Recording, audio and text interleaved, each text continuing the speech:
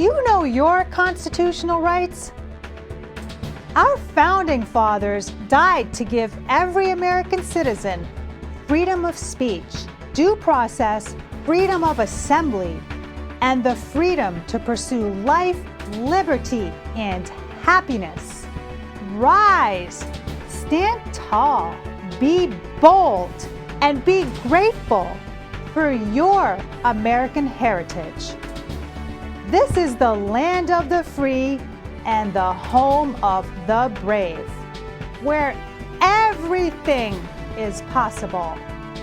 And we are the people. Welcome back to the show.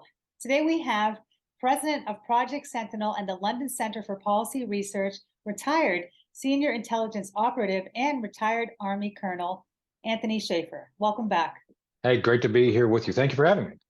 All right. Yeah, it's awesome to have you back on the show. I know we talked in the past and you've been doing great things. So what's currently on your desk today? So right now we're launching, as you mentioned, Project Sentinel. Sentinel is a project that's focused on the founding principles of the nation, many of which are based on religious beliefs relating to God.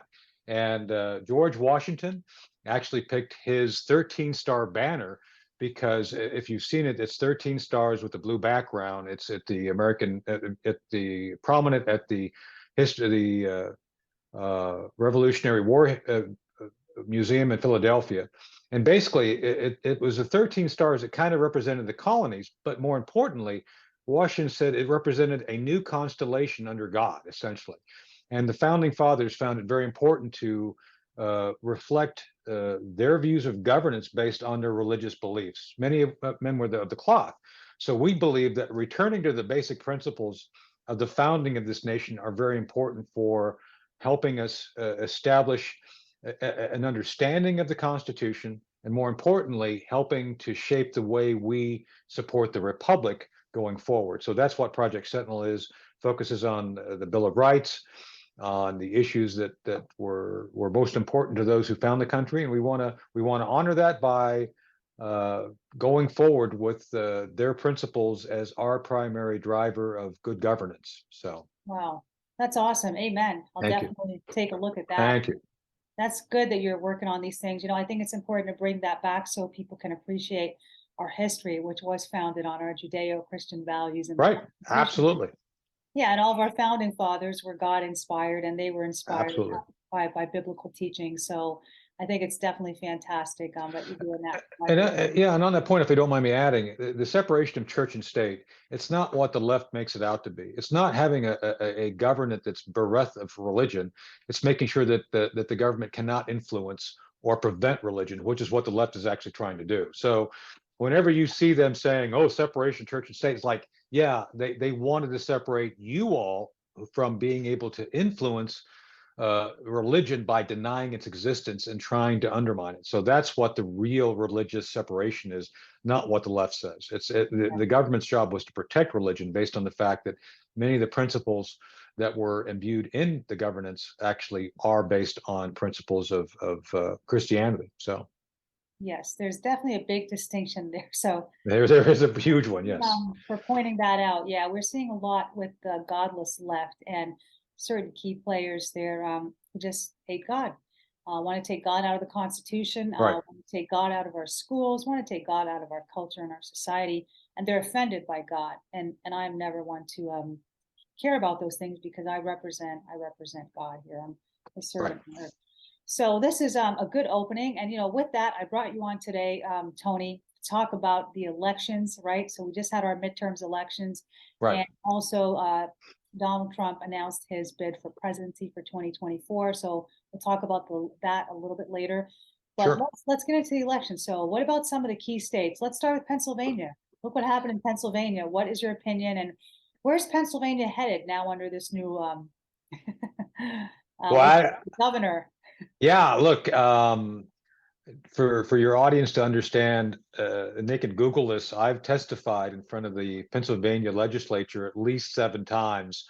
At least 3 of those were in the open. And I've had consultations with your legislature there in Pennsylvania on all these issues. And I think whatever I said was pretty much ignored, basically, because they've continued to do things which I think undermine legitimate voting choice.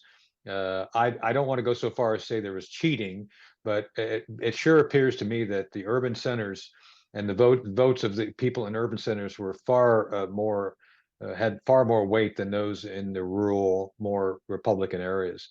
And I'm disappointed that Shapiro was elected. I think he represents the worst principles of governance. I think the people of Pennsylvania are going to regret that. John Fetterman, look, Oz was a, a troubled and imperfect candidate, but I cannot believe they've elected someone who has obvious incapacity to do the job he's been elected to do. And just in general, I remain flabbergasted that Philadelphia would elect Democrats again when they've become one of the most violent cities in the Yeah. United States. Things like Yeah. that, I don't understand how people vote against their own interests. It just But this is baffles me. it, Tony, that this is why, because it's covered up, right? So Yeah, they're basically the poster child for the criminal or the underdog and the immigrants and the people of color. But that's how they also keep the people victimized, right? right, Vote for us, will help you, then we don't do anything, and then it's a generational, exactly, if you will, right. right? That was done at the national level with Biden and Yeah. the so-called relief, college loan relief. I mean, Right. it's unconstitutional unless the only way that this should be done is like he basically gives everybody a break of $10,000 or nobody gets it. There's no, you cannot fairly distribute, especially by executive fiat, ten to $20,000 per person for these loans. It was never going to fly. They knew it. They lied. They put it out there just for time, just enough time to get the votes from the youth, lying to them, and then now it's never going to happen. Just saying. Your point Yeah, was and was very and well I put. know someone who's personally affected by that, who did vote for that, and now they didn't get it. And if you think about it, our national debt is 127% of GDP. So our Right. GDP is 23 trillion. Just so people know, and I repeat this quite often, our debt is 28 trillion, and a lot of those trillions of dollars got spent with the 3 rounds of COVID stimulus relief, the climate change package for I think it was 2 trillion. And so again, we don't have the money. Just keep that in No. mind when you're voting. If somebody promises you something, who's paying for it? We don't have the money. And now all of our money is going towards the 80,000 IRS new agents, but I'm sure Yeah. that's another topic for another show. Well, another topic I'd like to bring up for another show too, in particular, we could probably break down is the whole issue of tax. At this point, not since I think 5, 6 generations has there been any link between appropriations of money by Congress and actual spending, because and your taxes. There's no link. Your taxes are essentially harassment by the IRS because the government just prints money. There's no link between what you pay Right. in and what they actually spend. It's to me bankrupting, as you point out, the entire nation. And our kids, our children will have massive debt set upon them by us. And I've apologized to my kids a number of times saying, I'm sorry, my generation has saddled on you this immense debt. So we should talk about that again. We have some ideas as Project Sentinel how we want to go about combating this because it has to be dealt with. And secondly, climate change. Look, I've got a degree in environmental studies. Let me tell you, your audience may already understand this. We're in no danger of losing the Right. planet for at least a million years. Just Not saying. anytime soon. We're okay for now. Yeah, and anybody who wants to study this and understand it has to study something called geologic time. Geologic time is that which we have come to understand actually represents climate change. Climate change takes centuries.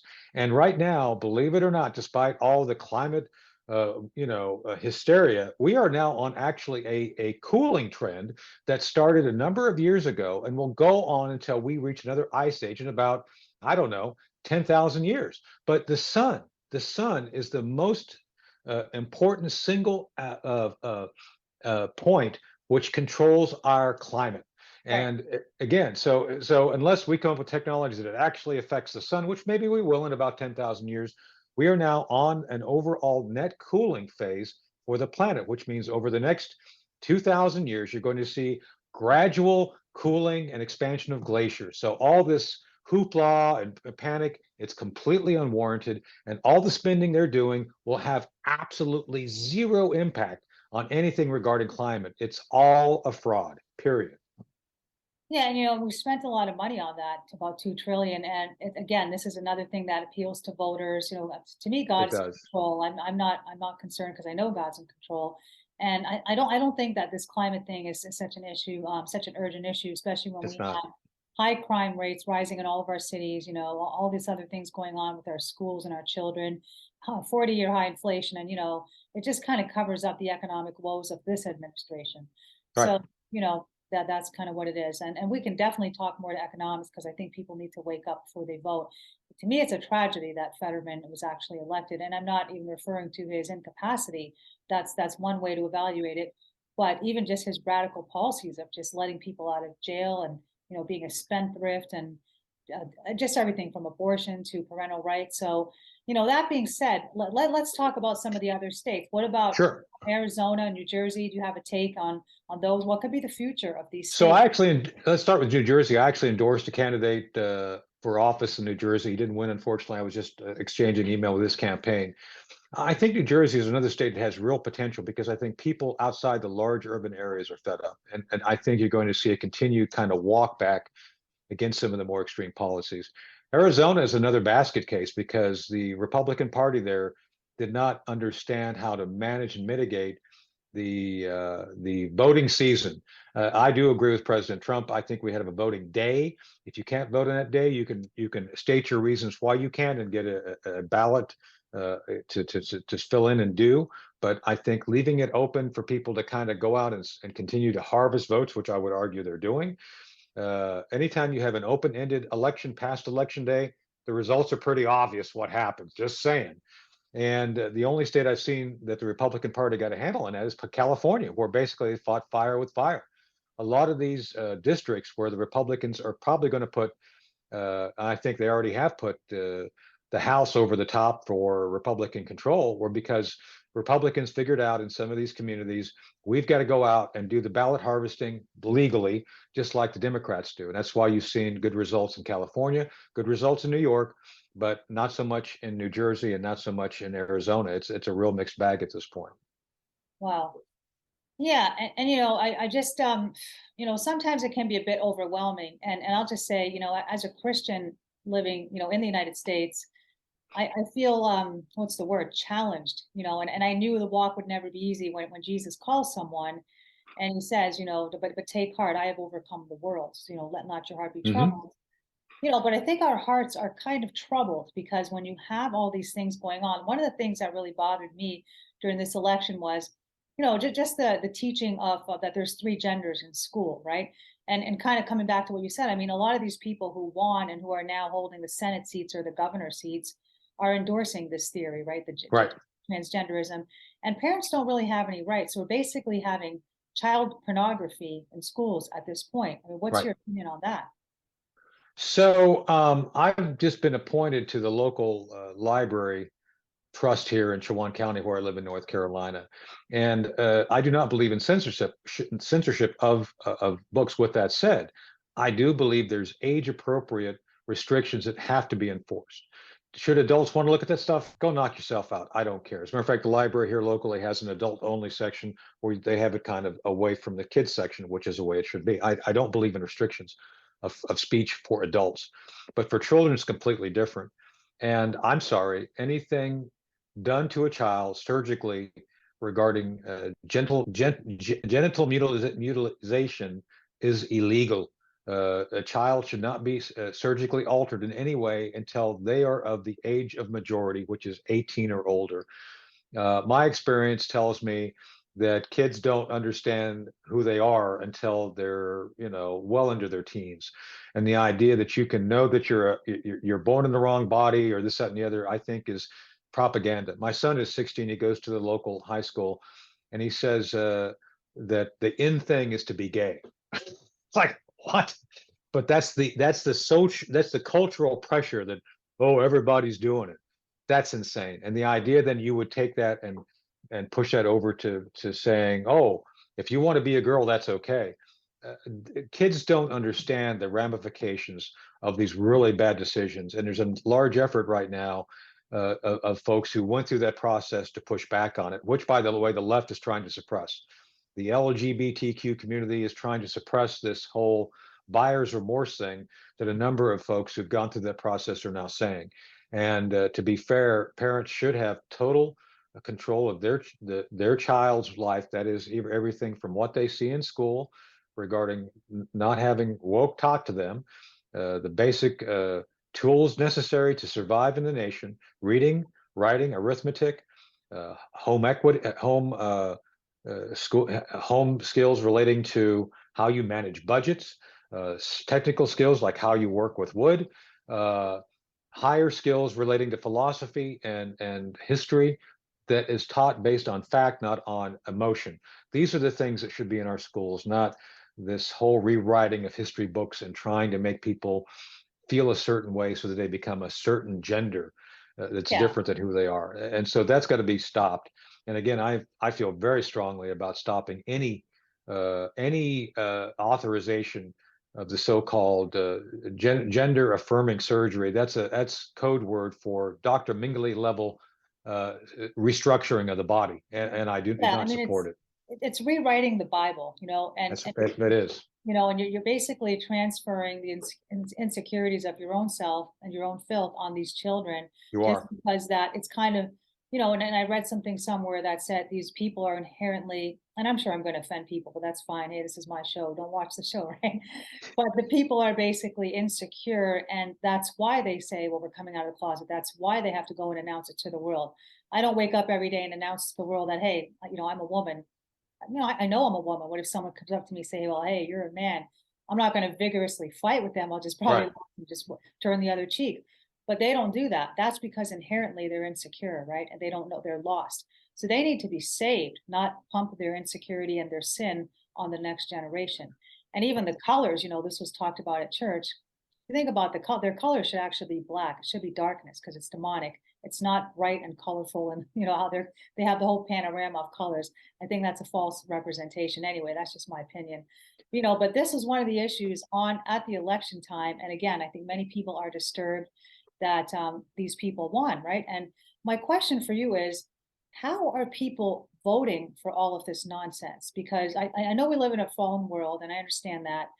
But at the end of the day, some of these things are just so obvious. How do half of the people in the country get it and the other half don't? Who are these people who are voting for such obnoxious things on the ballot? That's a great question. That's a great question. So let me break it down a little bit.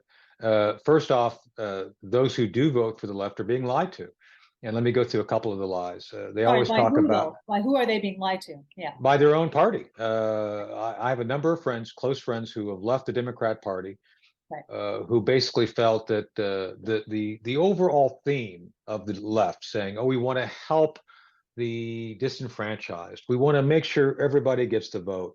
It's all of their rhetoric that's all based on emotion and light on fact, which actually kind of draws people in.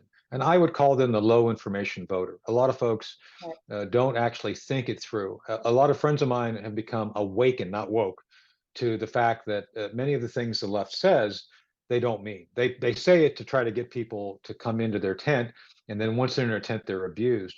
And no further do we have to look than what you mentioned earlier: inflation. The left has gone about trying to dismantle the energy production capacity of this nation at the detriment of those they say they want to help the most. The people who have been most affected by high gas prices and high inflation is the disadvantaged, the minorities right. that cannot afford Immigrants, right, 7%. No, right. So even if you look at that, and to your point, it's like, well, why do they keep voting for it? Because they become essentially prisoners of the system. right, They somehow believe that we, the conservatives, are the ones causing us because they're always told we're the evil ones, and they don't actually take the time to investigate and actually think about what's best for them. And I think this is changing, though. I think a number of minority communities, especially this Hispanic community, big yes, time, is yes. recognizing, like, yeah, this is not true. There's something wrong. It doesn't add up. Yeah, Something's wrong. And like Miami-Dade, I spent a lot of time down in Miami and that area back during the Cold War running operations. That place becoming red it should be a wake-up call, because most people recognize, yeah, we're being lied to by the left. All these things they say, or these platitudes, they're not real. So I think that's part of the problem. The next part of the problem is the fact that the left is very effective in building narratives. You mentioned climate change. Oh, don't you want to be part of saving the planet? How can you not be concerned You'll be left about? behind. Yeah, I mean, it's all this like stuff to scare you or make you feel bad. Oh, don't you feel bad about driving a gas guzzler? It's like, no, not really. Really. Don't you want to drive an electric car? It's all cheaper. It's not cheaper, by the way, and it's more destructive to the environment. Just saying, if you take the time, we ought to talk about environmental issues another show. Yeah, But I'm just saying, they're very effective in creating this guilt right. centric narrative. Like, don't you want to this? And oh That's my goodness, interesting. Yeah. and build back better. Oh, we want to build back better. Oh, I don't want him to touch anything. I'm pretty happy with the They things are, messed but up the whole economy that he built and they built back worse. So I'm not sure what they built, but hopefully we have another shot in 2024. And we're right. going to talk about that because I know Donald Trump made his announcement. But I just want to comment on what you said. What my response to this is cognitive dissonance, right? So it's kind of like people who smoke, and I'm not judging anyone who smokes, but if you know it's bad for you and you do it Right. anyway, right? So it's one of those things, and that's what it is. It's cognitive dissonance for the left. They almost, it's like they're harming themselves kind of willingly. At some point, you got to wake up and realize that, right? Because they do create a state of perpetual victimhood They do. generationally, and if you don't pick up on that, then either you're blinded or ignorant. But I think they kind of do, and the feeling that they have in their heart, like you said, is that, well, it's a lesser of two evils. Well, the Conservative Party is racist, right? But that being said, that's also changing because you have a huge Hispanic voter base that is now right. We do have some South Asians coming through. We have Asians, and of Mhm. course we have the Black people as well. There was a lot of there was a huge Black voice for Trump and just Republicans in general. Right. So, this trend is changing, and of course I want to talk about that a little bit. The future of America. What does it look like? But what is your view on the 2024 elections? Who do you think is going to run against Trump in terms of the left? Do you think it's going to be Biden? And what's your take on that? Well, let me close out this one thing before we go, because I agree with everything you just said on that. It's the soft bigotry of low expectations the left has made their mantra. People are just not smart enough. We got to help them. That's what they say to people, and it's like it's racist. It's So pure it's victim racism again. It's being a victim. repackaged. So let us help I you know. out. Rely on us. So I can tell you that the candidate who most best reflects that is going to be the Uh, victimhood provider in chief, the savior of the the world. savior. It's not Exactly. Jesus So Christ. It's going to be the government. so so they're going to go with Biden. I do believe that they are that lazy because Biden's become the savior in chief. Every if you just look at I was looking at some stuff from the White House today. They were touting all of these great things from this infrastructure bill they did. Not a thing has happened from that.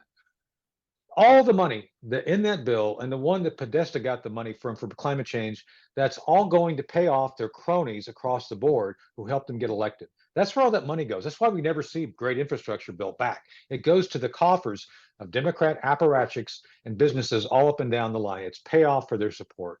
And I think that's something that I hope Congress, once they get back in, investigates where all this money's going, where all the money's going in Ukraine. It's all these unlimited, open-ended checks that go to all these causes, and that's what we have to fight on the conservative side because they enrich via our tax dollars those who support them politically. It's atrocious, and so Joe Biden, being the savior in chief, is going to continue to do that, and I think they're going to make all these other the fake promises work for this election. One thing I've noticed about the Democrats, they're not creative, but they're persistent, and they're going to do the same thing again. They're going to go for victimhood.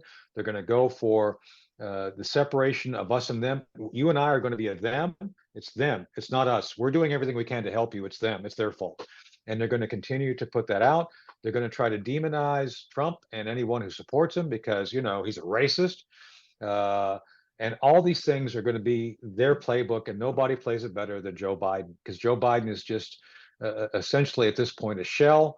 I think he's willing to do and say anything he's told to say, which is tragic. I have testified before Senator Biden. I've run into him a couple times when I was in the Excella Lounge up in New York. We used to take the train back, and I run into him. But the man I met and spoke to is not the man who's now sits in the White House. And I think they find that a convenient tool to use for purposes of reelection. So I do believe they're going to push Biden.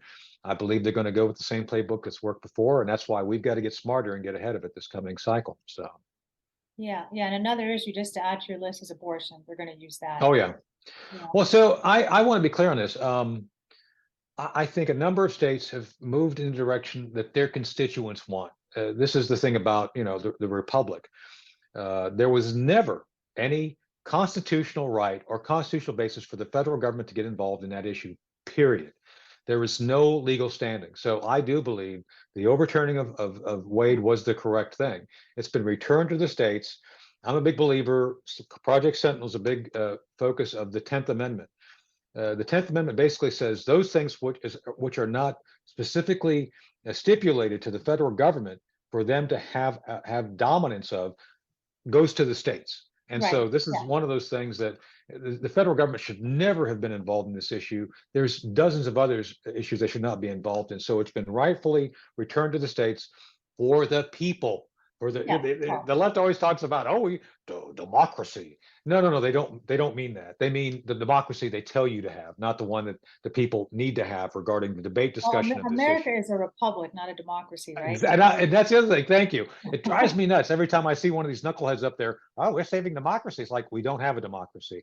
And I look forward to being hopefully on CNN sometime where I can call these folks out and just say it's like I have no idea what you're talking about. We have had a republic for over 240 years, and I think that's what Definitely. we still have. So Yeah, and just so coming back to what you said, you kind of touched on the Ukraine war a little bit and all the money we're sending abroad now. I know you're a rock star from the army. I don't know too much about the military aspect of things, but I do know from an economic perspective that we can't afford this. right, We can't afford this, and we're printing money, and that's leading into a disaster. That's why we have inflation.